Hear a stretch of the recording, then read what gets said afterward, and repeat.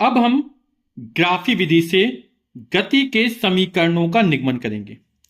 यहां पर एक्स अक्ष में समय लिया गया है ना, और वाई अक्ष में वेग लिया गया मीटर प्रति सेकंड में।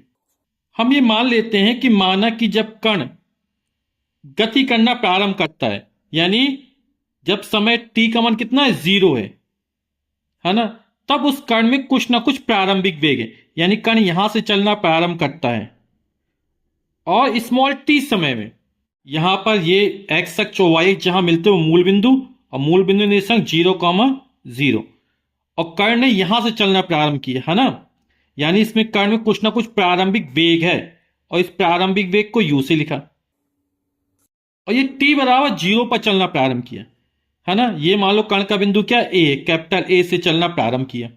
ठीक, अब स्मॉल t समय पश्चात यहां से हम लंब खींच देते हैं x अक्ष पर। तो कण ने a से चलना प्रारंभ किया, कहां पहुंचता है, बिंदु b तक पहुंच जाता है, ये वाला बिंदु b है ना। तो यहां से यहां तक पहुंचने में उसको स्मॉल t समय लगता है। इस वाले बिंदु को d मान लेते हैं, और ये वाला बिंदु o है। तो o से d तक की जो दूरी है वो समय स्मॉल t को निरूपित करेगी। ठीक है, यानी ये OD दूरी का मान कितना हो जाएगा, समय t के बराबर हो जाएगा। अब कण a से चलना प्रारंभ किया था, प्रारंभिक वेग u था, स्मॉल t समय पश्चात बिंदु b पर पहुंचा, तो यहां पर इसका अंतिम वेग स्मॉल v हो जाता है। ठीक है, तो हमने क्या किया, बिंदु b से y अक्ष पर लंब खींच देते हैं, इसको मान लेते e। तो जो OE दूरी होगी वो वेग स्मॉल v को निरूपित करेगी, और स्मॉल v वेग कैसा है, अंतिम वेग मान लिया। वेग समय ग्राफ खींचा गया है, और कैसी रेखा, सरल रेखा है, यानी यहां पर जो त्वरण है वो कैसा, एक समान त्वरण, त्वरण का मान परिवर्तित नहीं हो रहा है। ठीक है, हमने क्या किया, बिंदु A से इस वाली पर एक लंब खींचा, और ये वाला बिंदु मान लिया हमने कितना, C है। माना कि कोई कण स्मॉल t बराबर 0 से u प्रारंभिक वेग से चलना प्रारंभ करता है, स्मॉल t समय पश्चात उसका अंतिम वेग v हो जाता है। गति के दौरान उत्पन्न एक समान त्वरण स्मॉल a है, और कण के द्वारा चली गई दूरी s है।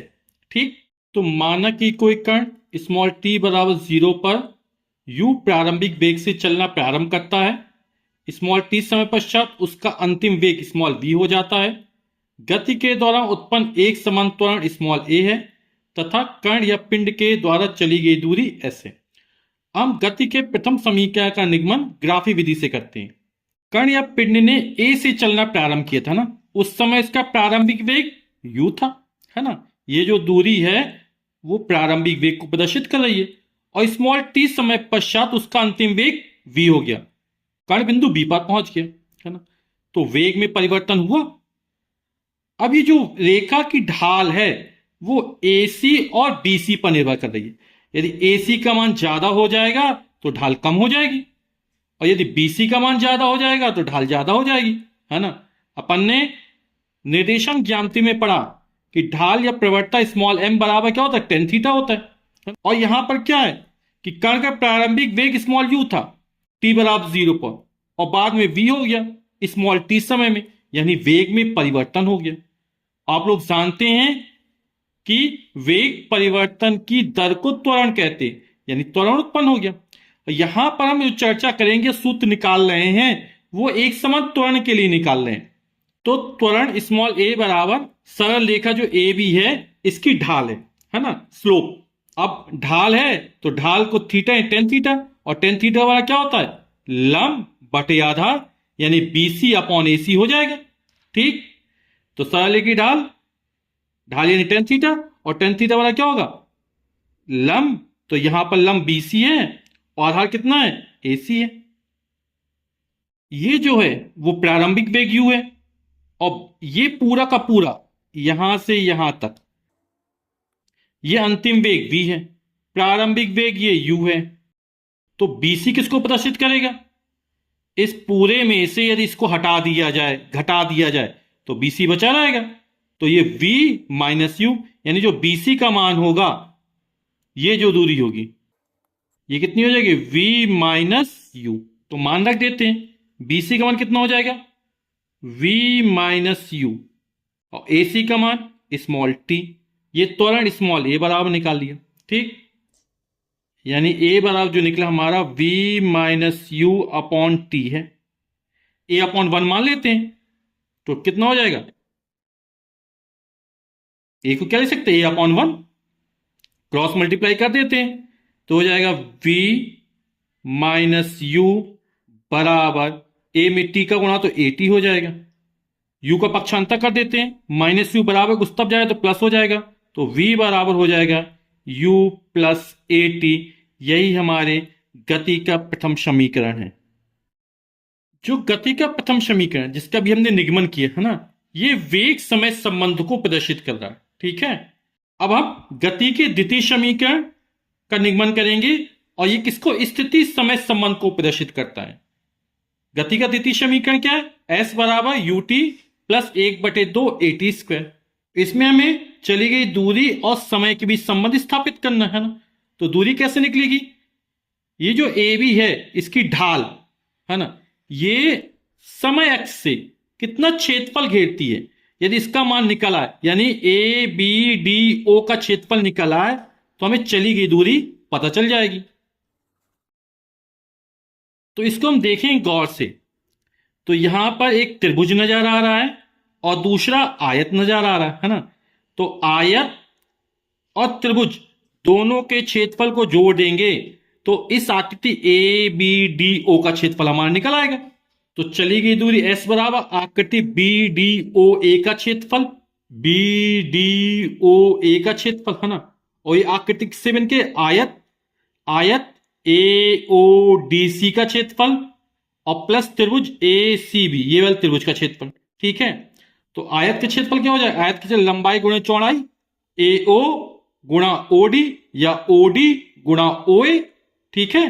तो आयत का क्षेत्रफल हो जाएगा OA गुणा OD, प्लस था प्लस लगाया, और ये समकोण त्रिभुज बन रहा है ना। अब ये जो त्रिभुज है ना, यहां पर कोण सी कैसा समकोण है, तो ACB एक समकोण त्रिभुज है, और समकोण त्रिभुज का क्षेत्रफल क्या होता है, 1/2 आधार गुणा लंब या लंब गुणा आधार है ना। तो लंब हमारा हो जाएगा BC, आधार हो जाएगा हमारा AC, यानी 1/2 BC गुणा AC हो जाएगा। तो 1/2 गुणा BC गुणा AC, मान रख देते हैं। OA का मान कितना है, U है। O से D तक की दूरी जो वो समय T को प्रदर्शित कर रही है, प्लस 1/2 गुणा BC, यही निकाला था, यहां से यहां तक की दूरी V है, ये दूरी U है, तो ये दूरी जो बचेगी वो कितने, V माइनस U कहलाएगी। तो BC की जगह रख देंगे V माइनस U, और AC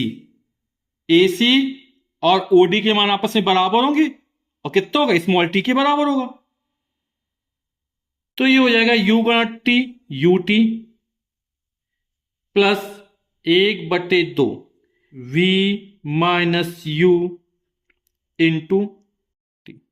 गति का प्रथम समीकरण क्या था, V बराबर U प्लस AT है ना।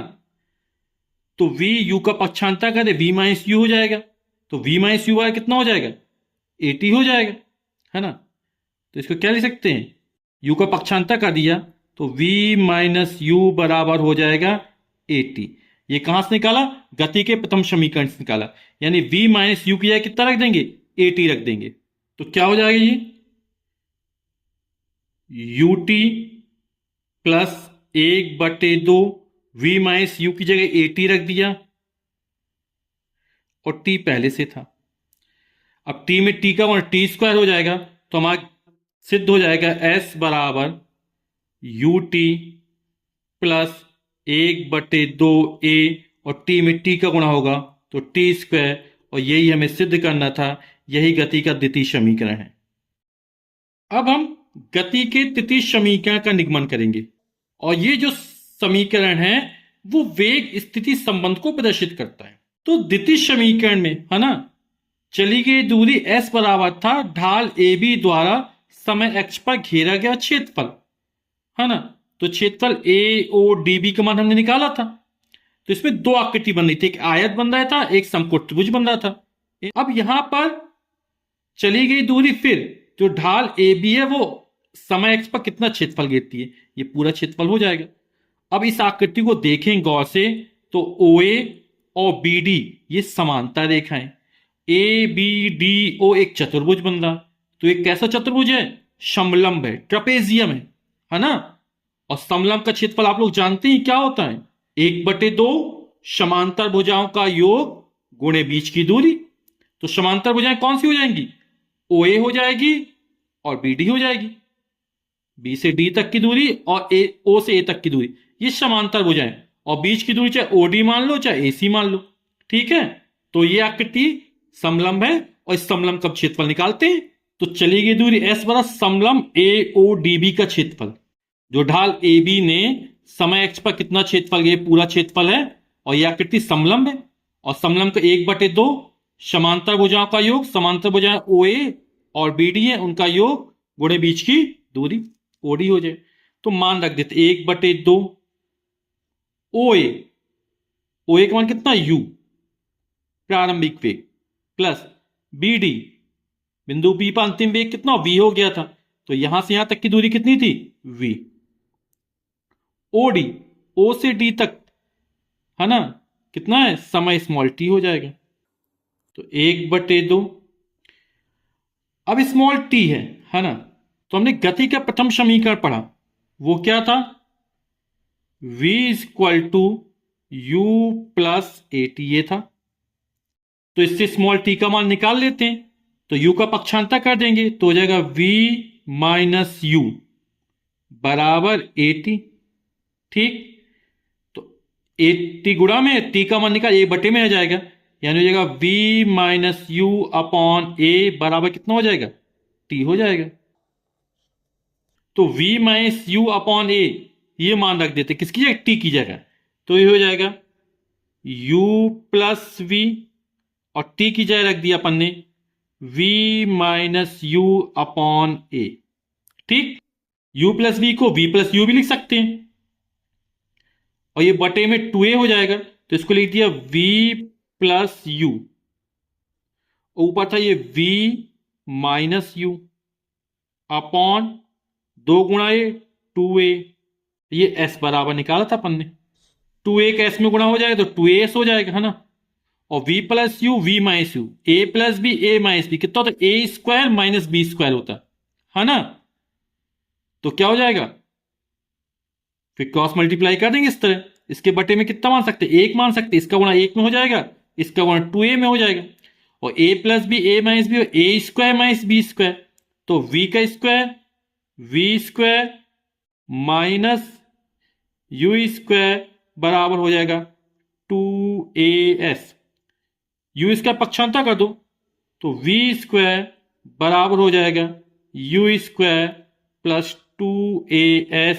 और यही गति का तृतीय समीकरण है जो वेग और स्थिति में संबंध को प्रदर्शित करता है।